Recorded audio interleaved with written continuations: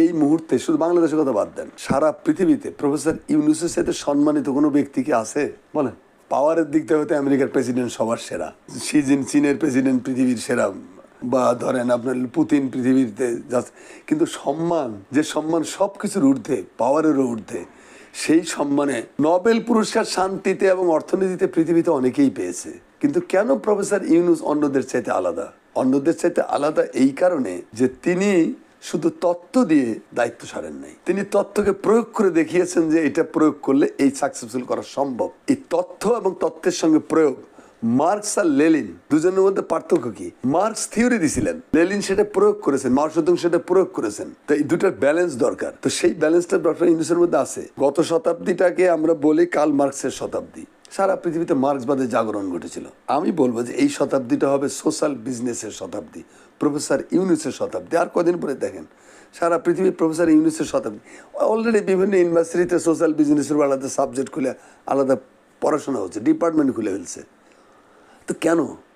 কারণ এতই নির্ভুল তার এই বক্তব্য, ক্যাপিটালিজমকে রক্ষা করার জন্য এবং একটা ওয়েলফেয়ার স্টেট বানানোর জন্য প্রফেসর ইউনূসের সোশ্যাল বিজনেসের কোনো বিকল্প নাই। তো এইরকম একটা লোক আপনার দেশে দায়িত্ব নিছে, এটা তো আমি মনে করি আমাদের জন্য সৌভাগ্য। ছোটোখাটো ভুল ভাল তো তার উপদেষ্টাদের অনেকে করতেছে বা করে, কিন্তু সংশোধনও তো করতেছে, সংশোধনও করতেছে। এই যে প্রফেসর ইউনূস কোনো বানের জলে ভেসে আসে কচুরি পানা না। প্রফেসর ইউনূস এমন না যে ক্ষমতার লোভে অন্ধ হয়ে তিনি এখানে আসছেন, তাকে ধরে নিয়ে আসা হয়েছে, স্যার দেশটাকে বাঁচান। তাকে ডেকে নিয়ে আসা হয়েছে, স্যার আমরা আপনাকে চাচ্ছি দেশের পক্ষে, জাতির পক্ষে, আপনি দেশটাকে বাঁচান। কেন? কারণ প্রফেসর ইউনূস কতটা পাওয়ারফুল, কতটা সম্মানিত। একটা ছোট্ট নজির দেই, সংযুক্ত আরব আমিরাত, এটা তো বুঝেনি এটা কী দেশ, এটা তো এখানে তো মানুষ বাস করে না, এগুলো হলো সব রাজতন্ত্র, এখানে কোনো বাক ব্যক্তি স্বাধীনতা বলে কিচ্ছু নাই। সেই দেশে 57 জন বাংলাদেশি 5ই আগস্টের এই ঘটনার পরে মিছিল করছিল, আনন্দ মিছিল, বা হাসিনার বিরুদ্ধে 3-4 আগস্টে প্রতিবাদ মিছিল করছে। সেই জন্য আরব আমিরাতের আইনে বা আরব দেশগুলো তো বললাম তো মানুষের দেশ না, এগুলো রাজাদের দেশ। তো এই সমস্ত দেশে এগুলো বিরুদ্ধ, এগুলো নিষিদ্ধ। অতএব তারা এই 57 জনকে ঢুকাই দিয়েছে জেলে, 10 বছর 20 বছর 30 বছর জেল দিয়া। সবাই ধরে নিল যে শেষ গেম। প্রফেসর ইউনূস আরব আমিরাতের প্রেসিডেন্ট যেটা এখন আছে, এইটারে বলছে যে আমার লোকগুলোকে ছেড়ে দাও, একটা কথার জন্য সবগুলো একদম বেকসুর খালাস ছেড়ে দিছে। আপনি বুঝতে পারেন ব্যক্তিগত ইনফ্লুয়েন্স কাহাকে বলে? এই ক্ষমতা কি বাংলাদেশের আর কোনো রাষ্ট্রনায়কের আছে? আর কোনো ব্যক্তির আছে? রাষ্ট্রনায়কের কথা বাদ দেন, আর কোনো ব্যক্তির আছে? এই চুপ্পু ফুপ্পু দিয়ে হবে এগুলো? এটা তো প্রফেসর ইউনূসের মতো ব্যক্তিত্ব দরকার, যাকে এই যে আজকে 192 জন নোবেল লরিয়েট তার পক্ষে বিবৃতি দিয়েছে। কি মনে করেন আপনি? এটা কি ছেলে খেলা? নোবেল লরিয়েট আপনি কইল আর বিবৃতি স্বাক্ষর করে দিল? এটা কি বাংলাদেশে এই 3rd ক্লাস বুদ্ধিজীবী পেয়েছেন? স্বার্থের জন্য পারে না এরা, এমন কোনো কাজ নেই। নোবেল লরিয়েটদের তো মিনিমাম একটা ইথিক্স আছে, তাদের মিনিমাম কোয়ালিটি আছে, তাদের মিনিমাম এডুকেশন আছে, তাদের বিপুল অ্যাকসেপ্টেবিলিটি আছে ওয়ার্ল্ডে, সোসাইটিতে। তারা যখন তার পাশে দাঁড়ায় তখন আপনার গৌরব হয় না যে লোকটা আলাদা মানুষ? তো আমাদের দেশের মডেল ডক্টর ইউনূসের উপরে হিট করা হয়েছিল কেন? শত শত মামলা, 100-র উপরে মামলা দিয়েছে তার বিরুদ্ধে। কেন জানেন? জাতি ইন্ডিয়ান এটা প্রজেক্ট, যে জাতির সামনে আইকন দিতে নাই। তুমি জাতির সামনে কোনো মডেল দিবে না, মডেল দিলে ছেলেমেয়েরা ওই মডেলকে ফলো করে বড় হবে, অথবা সেও ওরকম বড় হতে চেষ্টা করবে। ডিস্ট্রয় করে দাও সব, আমাকে আইকন বানাও, আমি যে রক্ত পিপাসু, আমাকে বানাও, আমার পিতাকে বানাও। আমরাই দেশ, মানে আমি আর আমার বাপ, আর কেউ না। এই যে এই আইকন রক্ষা করতে যে প্রফেসর ইউনূসের মহাসম্মানিত ভাবমূর্তি বিনাশের শত শত প্রচেষ্টা করেছে এই সরকার, তো তাতে কি প্রফেসর ইউনূসের আবেদন জনগণের কাছে কমছে? বাড়ছে আরো। বরং মানুষ হেট করতে শিখেছে এই পাপিষ্ঠদেরকে, যারা এই অপকর্মের বিরুদ্ধে ছিল, মানে অপকর্মের পক্ষে ছিল, তাদেরকে মানুষ হেট করতে শিখেছে। তো এটা দেখে প্রফেসর ইউনূস কিন্তু হাঙ্গামা করতেছে তো বটেই, আরও করবে। তার কালচারাল পলিসি তাকে হয়তো সেইভাবে তিনি যেটা এই গণবিপ্লবের যে আকাঙ্ক্ষা, গণবিপ্লবের যে ডিমান্ড, যে চাহিদা, সেগুলো হয়তো কালচার, শিক্ষায় বা ইনফরমেশন আসতে একটু সময় লাগবে। যেভাবে আমরা যে সমস্ত লোকদেরকে বিভিন্ন জায়গায় বসাচ্ছি, তাদের অনেকের সাথেই গণবিপ্লবের কোনো সম্পর্ক নেই। তারা হয়তো এই ছাত্র জনতার চেতনার সঙ্গে যায়ও না। এর হলো সুবিধাভোগী সম্প্রদায়। আইসা উপরের থেকে লবিং করে গ্রুপিং করে নানা কায়দায় এসে হয়তো এগুলো পদবিগুলো দখল করবে, তাতে কিছু যায় আসে না। কারণ বাংলাদেশের ছাত্র জনতা গতকালকে যে ডেমনস্ট্রেশনটা দিয়েছে, এই ডেমনস্ট্রেশনে আমি হ্যাপি। এই জন্য হ্যাপি যে তারা জানিয়ে দিল যে আমরা কিন্তু ঘুমাই নেই, আমরা কিন্তু বাড়ি ফিরে যাইনি। 1971 সালে আমি একজন মুক্তিযোদ্ধা। 1971 সালে যে ভুল আমরা করেছিলাম তার হলো যে শেখ মুজিব ডাক দিল, অস্ত্র শস্ত্র ফালাই দিয়ে আমরা বাড়ি বাড়ি ফিরে গেলাম গা। আওয়ামী লীগ পেয়ে গেল একটা মুক্ত মাঠ, মুক্ত মৃগয়া। লুণ্ঠন, দুর্নীতি, ঘুষ, চুরি, ডাকাতি, দখলবাজি করে রাস্তার কুকুর হয়ে গেল বিশাল বটবৃক্ষ, নেড়ি কুকুরগুলো হয়ে গেল একটা করে শাল গাছ। এই যে হয়েছিল, যার ফলে কি হলো, 27,000 লোক মারা গেছে এই আওয়ামী গুন্ডাদের হাতে স্বাধীনতার পরে।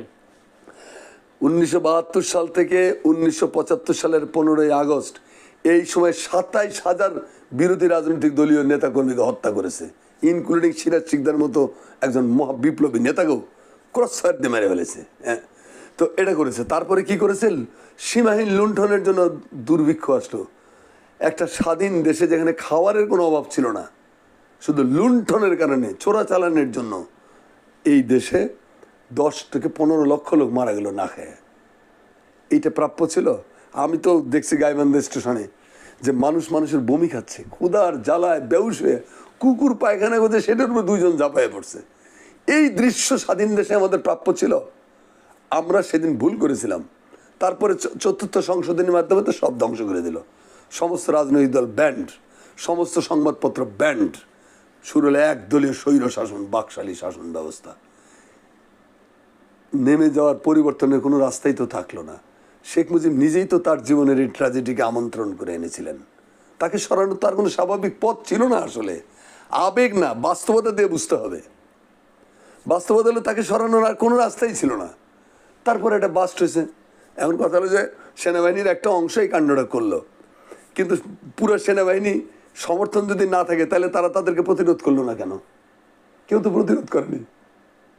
তো এইটা হলো ট্র্যাজেডি। এই জন্য আমি মনে করি যে আজকে তরুণরা, আমরা যে ভুলটা করেছিলাম 71 সালে যুদ্ধেতে ফিরে এসে, আজকের ছেলেরা কিন্তু তা করছে না। তারা কিন্তু রাস্তায় জানান দিয়েছে যে আমরা কিন্তু এখনো আসি। দিস ইজ খুব পজিটিভ সিগন্যাল। আচ্ছা, তারপরও এই আইকনিক একজন ব্যক্তি, সম্মানিত ব্যক্তি ডক্টর ইউনূসকে নিয়েও তো আমাদের দেশেই অনেকে সমালোচনা করছে, তার পুরস্কার নিয়ে অনেক কথা বলছে। হ্যাঁ, পুরস্কার নিয়ে রবীন্দ্রনাথ যখন নোবেল পুরস্কার পান 1913 সালে, আপনি হয়তো জানেন না, সেই সময় কলকাতার পত্রিকাগুলো কি লিখেছিল। পত্রিকায়, কলকাতার পত্রিকাগুলো 4 কলাম, 5 কলাম, 8 কলাম হেডিং হতো যে জগতে কি গীতি কবির আকাল পড়িয়াছে, ঠাকুর বাড়ির কবুতরটিকে নোবেল দিতে হইল। এটা ছিল পত্রিকার শিরোনাম। রবীন্দ্রনাথ যে নোবেল বিষয়ে তদবির করিয়া তেলবাজি করে ইউরোপের দরজায় দরজায় ঘুরিয়া ঘুরিয়া ভিক্ষা করিয়া এই পদকটি তিনি লইয়া আসিয়াছেন, ইহা আপাতত তিনি নোবেল লাভ করিয়াছেন বটে, কিন্তু তাহার মৃত্যুর সঙ্গে সঙ্গে কেওড়াতলা শ্মশানে যখন তাকে দাহ করা হইবে, তার দায়ের সঙ্গে সঙ্গে তার সমস্ত কর্ম, সাহিত্য, শিল্প যা আছে সবগুলি ভস্মীভূত হইয়া যাইবে। এই ধরনের লেখা বস্তা বস্তা লেখা হয়েছে। তাতে কি রবীন্দ্রনাথের কোনো যায় আসছে? তো এখন ডক্টর ইউনূসের বিরুদ্ধেও এইসব লেখা হচ্ছে। কি যায় আসে? কারা বলতেছে এগুলো? এরা কারা? এদের সামাজিক অবস্থান কি? হয় লুটেরা, অথবা ফ্যাসিবাদের স্থাপক, অথবা কোনো সুবিধাভোগী স্বৈরাচারের দালাল, অথবা অথবা অথবা এরা ডক্টর ইউনূসকে গাল দিচ্ছে। তুই একটা ইউনূস হয়ে দেখা। ওই যে আশরাফুল ইসলাম নামে আওয়ামী লীগের সেক্রেটারি ছিলেন, তিনি বলছেন যে নোবেল কেমনে পাওয়া যায় আমরা সব জানি। সৈয়দ আশরাফুল ইসলাম বলছে নোবেল কেমনে পাওয়া যায় জানি। সুইডেন, নরওয়ের কিছু রেস্টুরেন্ট আছে, সেখানে যে সাদা মদ খাইলে, অন্যদের সাথে খাওয়াইলে নোবেল পাওয়া যায়। এটা তো সত্য, আমি কিন্তু বানায় বলতেছি না, এটা সৈয়দ আশরাফের কথা যে হোয়াইট ওয়াইন খেলে পরে নোবেল পাওয়া যায়। তা বললো যে বাহ, আশরাফিয়া নোবেল প্রাপ্তি কোচিং সেন্টার খোলেন আপনি, একটা সাদা মদ খেয়ে নোবেল পুরস্কার পাওয়া যায়। তো আপনি একটা কোচিং সেন্টার খোলেন, তাহলে সারা দুনিয়া থেকে লোকেরা নোবেল কেমনে পাইতে হয় তার ট্রেনিং আপনার কাছে নিবে, নিয়ে বিদেশে ছাড়াই যাবে, তারা নোবেল পাইলে আমাদের সম্মান বাড়বে। আর আপনার এই কোচিং এর মাধ্যমে আমরা প্রত্যেকেই কোচিং নেব, নিয়ে বাংলাদেশের ঘরে ঘরে একটা করে নোবেল ঢুকাবো। সংসদে তো শেখ সেলিম একটা কথা বলেছে, তাকে তাচ্ছিল্য করে, যে কিসের শোনেন, রাজার গাড়ি যখন রাস্তা দিয়ে যায় বা কোনো একটা গ্রামের, ধরেন একটা গহীন গ্রামের ভিতর একটা গাড়ি যাচ্ছে, তো গ্রামের কিছু কুকুর রাস্তার গাড়ির পেছনে ছোটে ঘেউ ঘেউ ঘেউ ঘেউ করে। তো পৃথিবীর কোনো গাড়িওয়ালাকে দেখছেন গাড়ি থামিয়ে কুত্তা ঠেঙ্গায়? তো এখন এই সমস্ত কুকুরদেরকে ডাকতে দিন, ঘেউ ঘেউ করতে দিন। এরা তো চিরকালই ঘেউ ঘেউ করা পার্টি। পরশ্রী কাতরতা, ঈর্ষা, বিদ্বেষ, এগুলো হলো আমাদের মজ্জা, জেনেটিক্যাল প্রবলেম আমাদের।